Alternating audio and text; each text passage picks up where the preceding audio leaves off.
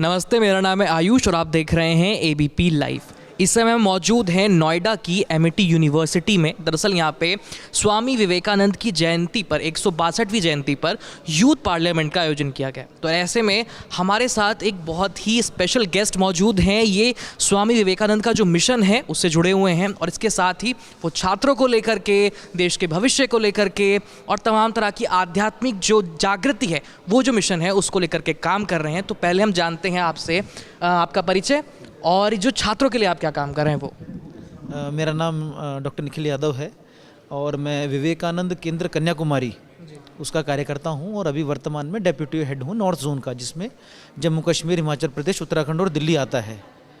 और क्योंकि हमारा संगठन का नाम ही स्वामी विवेकानंद के नाम से है, तो स्वामी विवेकानंद का जो मूल संदेश था, जिसको सुभाष चंद्र बोस बड़ा अच्छा बताते हैं, that he tried to infuse into the new generation a sense of pride in India's past, a faith in India's future and a spirit of self confidence, self respect and self dignity.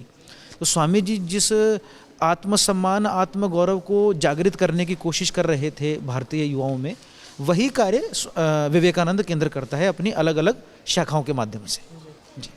अच्छा निखिल जी, मुझे जब आध्यात्म की बात आती है तो अक्सर इसको ना थोड़े से बुज़ुर्ग या एक ख़ास एज के जो लोग होते हैं उनसे जोड़ करके देखा जाता है, लेकिन वहीं आध्यात्म जो है हमारे छात्रों के लिए और युवाओं के लिए उनको सही दिशा देने में किस तरह से ज़रूरी है और किस तरह से ये हमारे युवा इससे दूर होते जा रहे हैं, तो हम उनको वापस लाने के लिए क्या काम करें?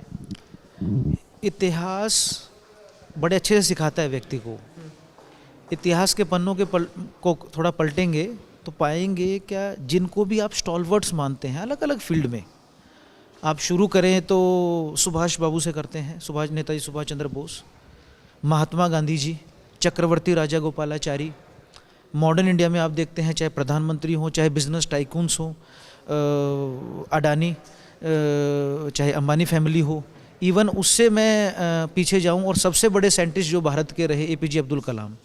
हर व्यक्ति की लाइफ में एक सतत प्रोसेस जो आप देखेंगे, क्या वो स्पिरिचुअलिटी से निरंतरता से जुड़े हुए हैं। और स्पिरिचुअलिटी का एक छोटा फॉर्म, और यूथ में अगर मैं इसको डिफाइन करने की कोशिश करूं, क्या अपना एक्सटेंशन देखिए, क्या जो व्यक्ति सेंट्रिक जो अप्रोच है उसको सिर्फ जब हम तोड़ के जब हम दूसरे व्यक्ति के बारे में भी सोचते हैं तो वहाँ से अध्यात्म शुरू हो जाता है। स्वामी कहते हैं ना, they live who live for others, rest are more dead than alive. वही जीते हैं जो दूसरों के लिए जीते हैं, बाकी तो मृत संकुचित के समान है। Expansion is life, contraction is death. क्या विस्तार ही जीवन है, नहीं तो संकुचित होकर समाप्त हो जाएंगे। तो वो जो कोर है उसको बस समझना है कि ये सारी जो एक जब कुछ पाना है, फॉर एग्जांपल लाइफ में, तो सबको कुछ ना कुछ पाना है और उसके लिए सारी जद्दोजहद चल रही है। उस जद्दोजहद में कभी कभी मैं अपने आप को खो देता हूँ। उस खोने को वापस पाने के लिए अध्यात्म आपके जीवन में होना चाहिए, तो वो हमसे दूर ही ना जाए, इसलिए जब वो छूट जाए तब पकड़ना है, उसकी जगह वो हमारे साथ चले। और वो अलग अलग प्रैक्टिसेस के थ्रू चल सकता है, मेडिटेशन के थ्रू चल सकता है, योगा के थ्रू चल सकता है, उसके अपने अपने आयाम हो सकते हैं। चूँकि हम यहाँ एक ऐसे कार्यक्रम में आए हैं जो छात्रों से जुड़ा हुआ है, युवाओं से जुड़ा हुआ है, तो इसके लिए हमारे देश के युवाओं के लिए और छात्र वर्ग के लिए अक्सर बहुत सारी समस्याएं होती हैं, पढ़ाई को लेकर के, करियर को लेकर के, वो उसको लेकर के तनाव में आ जाते हैं। तो ऐसे में स्वामी विवेकानंद जो हैं वो इन समस्याओं से डील करने के लिए क्या सुझाव देते हैं? स्वामी विवेकानंद सिर्फ और सिर्फ उपनिषद का जो मूल मंत्र था कि अभय बनो, बी फियरलेस, उसको लेके ही संपूर्ण जगत में घूमे। और वही उनका मैसेज है कि सबसे पहले निर्भीक बनो, डरो मत किसी से, क्योंकि जब तक आपके अंदर किसी प्रकार का भय रहेगा, क्योंकि अधिकतर चीज़ें हम कब करते हैं, भय और लालच से। अगर आपके सामने भय और लालच ना हो, मतलब अगर मैं कॉलेज में जा रहा हूँ और मुझे अटेंडेंस रूम में भी बैठ के मिलेगा, तो मैं उस अटेंडेंस के भय के कारण तो नहीं जा रहा, या उस अटेंडेंस के लालच के कारण तो नहीं जा रहा, मैं अपने मन से जा रहा हूँ। तो स्वामी विवेकानंद पहले तो उस मुक्ति से बाहर करते हैं। दूसरा, एक बड़े विजन में जब हम देखते हैं, देखिए, lack of purpose creates chaos in life. जब लाइफ में कोई पर्पस नहीं होता, जब कोई मिशन नहीं होता, कोई गोल नहीं होता, तो हम सूखे हुए पत्ते की तरह होते हैं। हमारी दिशा और दशा हवा ही तय करती है। तो उसमें जो स्वामी विवेकानंद कहते हैं कि take up one idea, make that one idea your life, think of it, dream of it, live on that idea. Let your brain, nerves, muscles, every part of your body be full of that idea, and just leave every other idea alone. This is the way to success. This is the way great spiritual giants are produced. क्या एक विचार को पकड़ो, अपने मन मस्तिष्क, अपने हृदय, अपनी मांसपेशियों में उसको अंगीकार कर लो, और आप कितने भी स्टॉलवर्ड्स पिछले वर्षों में देखेंगे जिन्होंने अपनी फील्ड में, चाहे वो बिजनेस की फील्ड में हो, चाहे वो स्पिरिचुअलिटी की फील्ड में हो, चाहे पॉलिटिक्स की फील्ड में हो, एक विचार को पकड़ के सतत चलते रहे। और स्वामी विवेकानंद से क्यों सीखें? क्योंकि स्वामी विवेकानंद के शब्द नहीं, उनका जीवन ज़्यादा इंपॉर्टेंट है। उन्होंने जी के दिखाया, वो चट्टान की तरह एक आपके पास एक प्रेरणा है, इसलिए हमको ये ज़्यादा क्लैरिटी से उनके लाइफ से समझ आता है।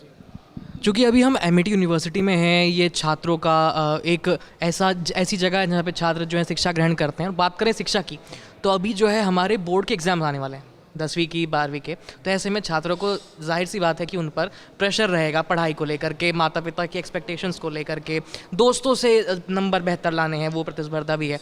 तो ऐसे में उन छात्रों का जो तनाव का स्तर है वो बहुत ज़्यादा हो जाता है, कभी कभी उस चक्कर में उनकी तबीयत बिगड़ जाती है। तो उन छात्रों के लिए आपका क्या सुझाव है, क्या राय है उनके लिए?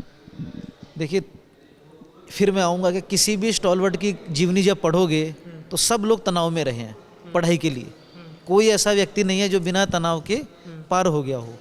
स्वामी विवेकानंद का एक किस्सा बताता हूँ कि स्वामी विवेकानंद के जब एग्ज़ाम्स होते थे तो वो भी रात को लेट तक पढ़ने के लिए कॉफ़ी का प्रयोग करते थे।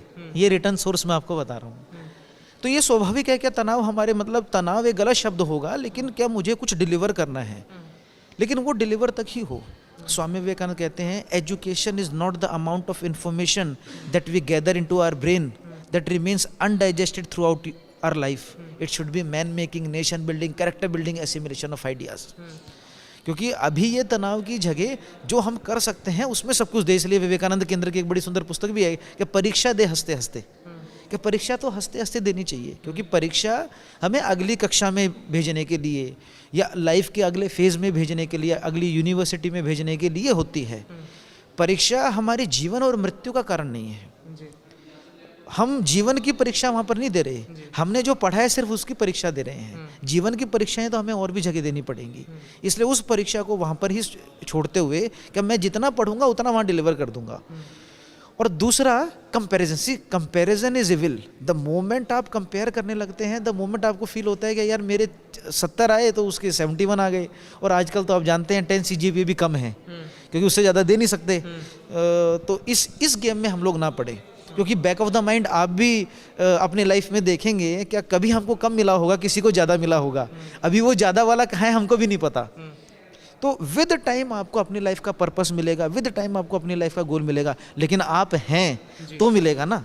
उस अवसाद में, उस डिप्रेशन, उस सप्रेशन की दुनिया में हम लोग चले जाएंगे तो फिर वो कैसे मिलेगा। इसलिए ये सोचना है कि हर दिन जब हम जागते हैं कि एक नया सवेरा है, एक नई उमंग है। क्या पता स्वामी विवेकानंद 11 सितंबर 1893 को उस जय घोष के साथ स्वामी विवेकानंद का जन्म हो गया था। कल तक जिसको कह रहे थे यू ब्लैक यू निगर, जिन स्वामी विवेकानंद को कोई पूछ नहीं रहा था, अगले दिन विश्व उनके चरणों में था। तो विश्व आप, क्योंकि हर व्यक्ति यूनिक है, तो आपकी यूनिकनेस के लिए वेट कर रहा है, तो आप भी थोड़ा वेट करिए, थोड़ा पेशेंस रखिए। जो आप चाहते हैं वो आज नहीं तो कल मिलेगा।